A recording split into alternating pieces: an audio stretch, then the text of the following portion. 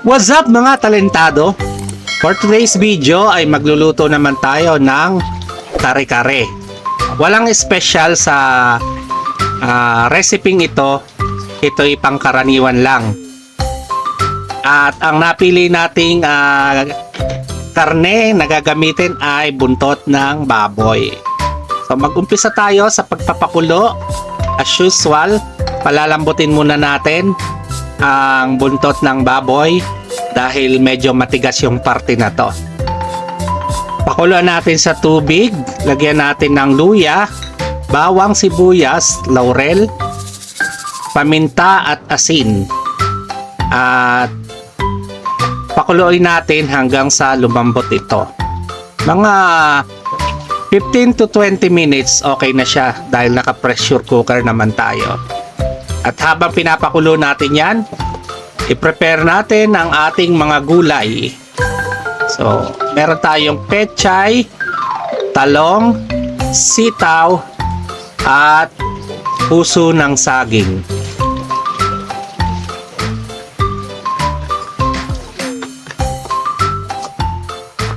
At ang ating panggisa, bawang sibuyas as usual. At buntot ng baboy nga ang napili natin para sa reseping ito dahil medyo may kamahalan yung buntot ng baka. At isa pa, mahirap maghanap dito sa palengke sa amin. Kaya dito muna tayo sa budget friendly buntot ng baboy. Masarap din tong buntot ng baboy sa sinigang sa bayabas. Nako, paborito ko yan. Pero sa ngayon, dito muna tayo sa ating kare-kare recipe. At hiwain natin ang ating sitaw. So guys, kung napansin nyo, mahaba yung hiwa ko ng sitaw. Ibubuhol natin siya para meron namang konting presentation. So, pechay at talong. Itong puso ng saging ay mamaya na natin na hihiwain dahil nangingitim siya kapag na-expose. So magpakulo tayo ng tubig at i-blanch natin ang ating mga gulay. Maglagay tayo ng baking soda sa ating tubig na papakuluin para ma-sustain natin yung magandang kulay ng ating mga gulay. No, so isa yung tip para manatiling green at mukhang fresh ang ating gulay. So nilagyan din natin ng asin para magkaroon naman ng konting lasa dahil alam naman natin matabang ang mga gulay na ito. At haluin natin hanggang sa matunaw. At kapag rapid boiling na katulad yan, pwede na nating ilagay ang ating mga gulay. So yung pechay, ibablanch natin siya around 20 seconds lang dahil pag na-overcook ito, nalulusak siya. Ito namang sitaw natin ay mga 2 minutes dahil medyo matigas siya. So, after 20 seconds, hahanguin natin yung ating pechay. Kailangan rapid boiling siya para manatili pa rin crunchy yung ating mga gulay para hindi siya mababad. Pagkahango ng ating mga gulay ay ilubog natin siya sa malamig na tubig, kung maaari may yelo, para mag-stop yung cooking process niya at manatili siyang crunchy.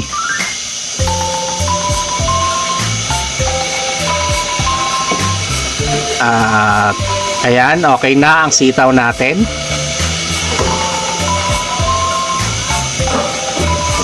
Huwag natin silang i-overcook kasi hindi masarap kapag ka-overcook, nalulusaw yung gulay.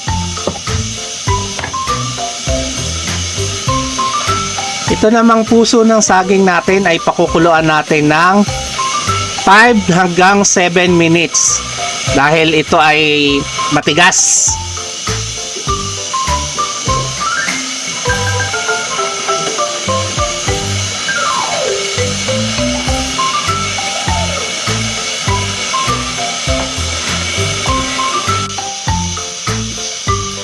So after 7 minutes ay okay na itong puso ng saging. Hanguin na natin siya. At yung mga gulay nga pala pagkahango ay ibabad nyo sa malamig na tubig para mag-stop yung cooking process niya at hindi siya malusak. So okay na tong ating buntot ng baboy. Ngayon naman ay magigisa na tayo.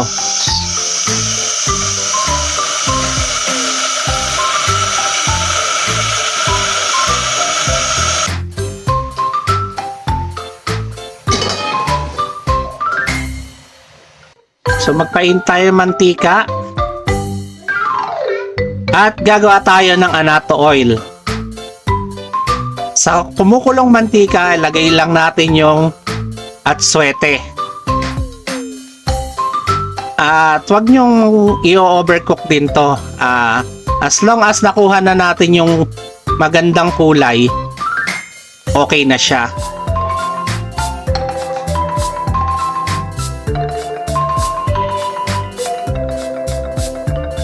So okay na yan.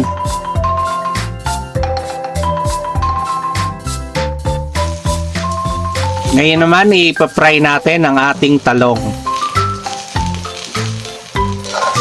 So wag din masyadong i-overcook ang talong ha. Madali siyang malusak.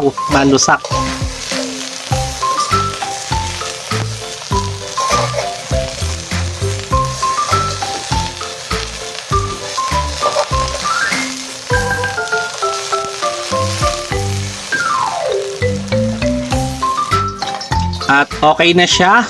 Ngayon naman ay magigisa na tayo.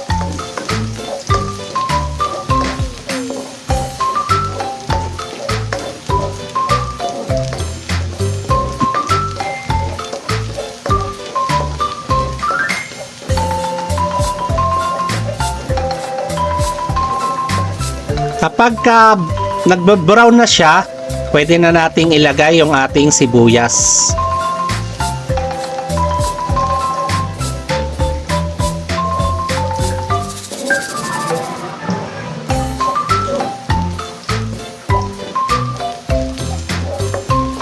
Continuous lang ang halo para hindi siya masunog, para pantay yung pagkaka-brown ng ating aromatics.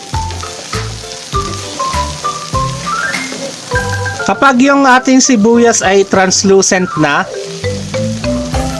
pwede na nating ilagay ang ating baboy.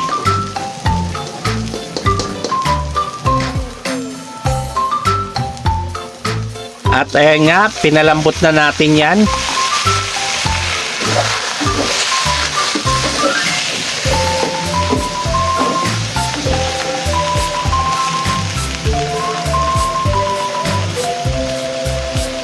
At ilagay natin yung natirang anato oil, no? Para maganda ang kulay ng ating dish.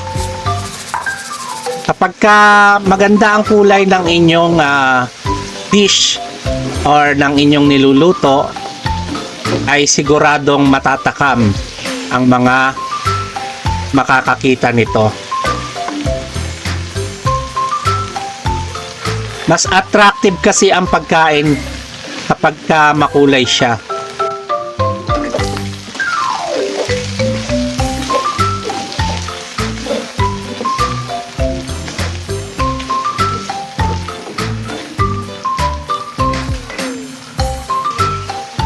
At ang gagamitin nating pangsabaw dito yung pinagpakuluan din ng ating buntot ng baboy.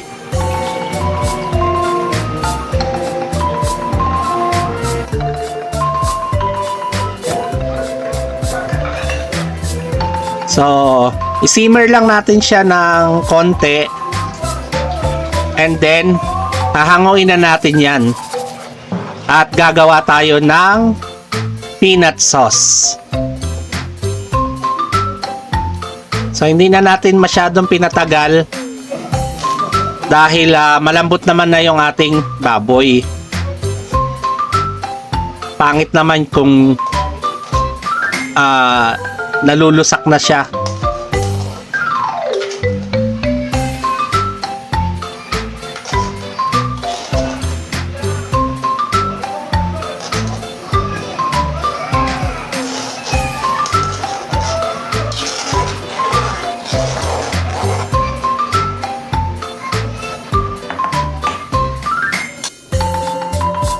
At gagawin na natin ang ating peanut sauce.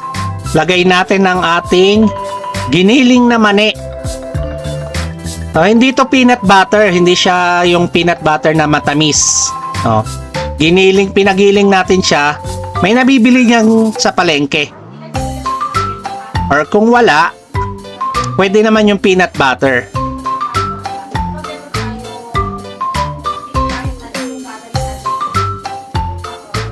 At ayan, natunaw na natin ang ating giniling na mani. So, tansyahin nyo lang kung anong lapot ang gusto nyo. At okay na yan. Magpa-plating na tayo.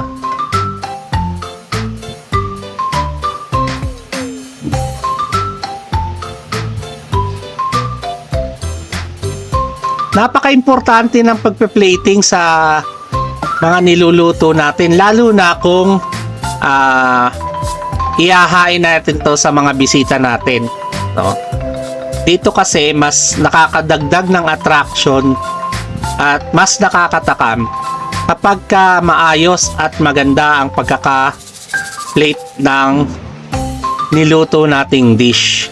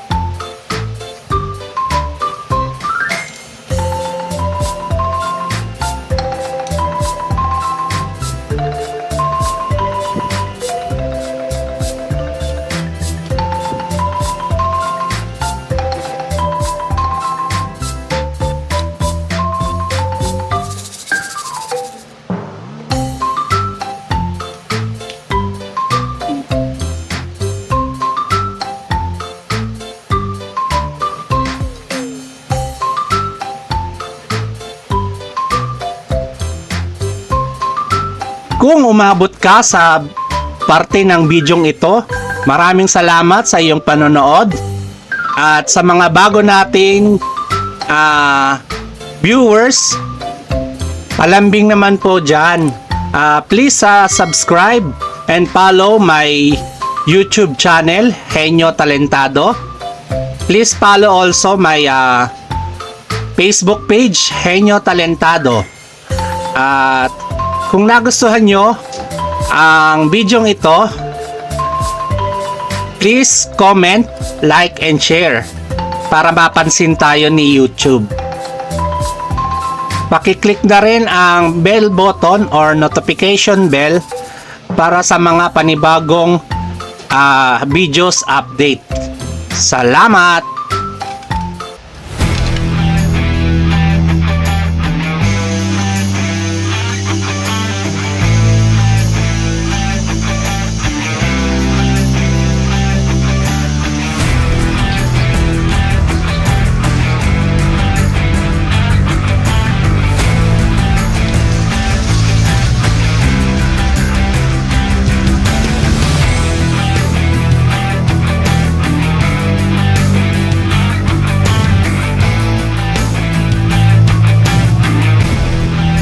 At ito na nga ang ating kare-kare buntot ng baboy. Alright!